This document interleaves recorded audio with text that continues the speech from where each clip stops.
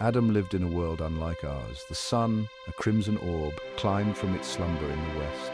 It painted the sky in hues of orange and purple as it began its descent towards the east. This was the natural order of his world, a world where life was lived in reverse. People emerged, not from the warmth of a mother's womb, but from the cold embrace of the grave.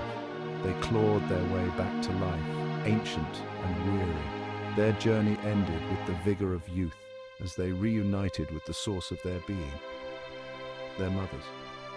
Adam, however, was different. He was an anomaly, a puzzle piece in a world that seemed to have no place for him. In Adam's world, death was not an ending, it was a homecoming. People lived their lives in reverse, their memories unwinding like thread from a spool. They aged younger, their bodies regaining the vibrancy of youth.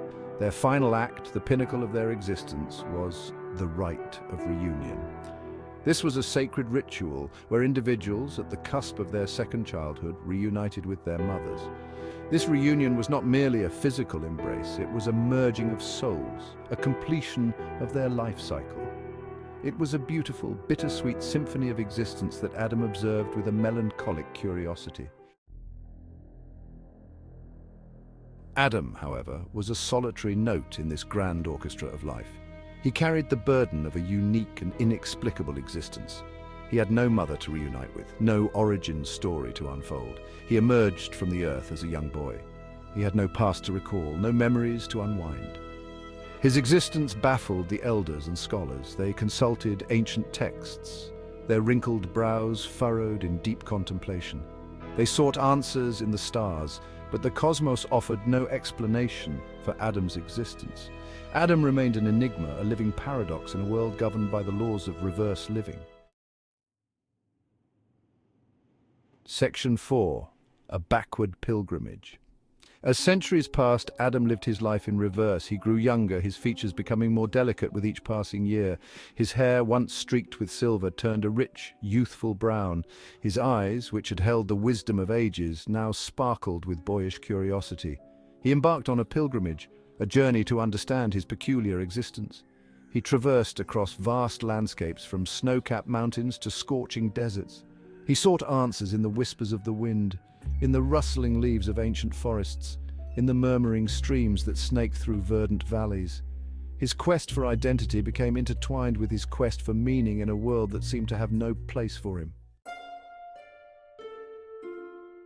Section 5. Aching for answers. Despite his relentless pursuit, answers remained elusive. Adam's journey led him through bustling cities and quiet villages. He encountered countless souls, each living their life in reverse, each moving towards the inevitable reunion with their mothers. His heart ached with a profound sense of loneliness, a yearning for a connection he couldn't quite grasp. He envied their certainty, their sense of belonging in the grand tapestry of existence.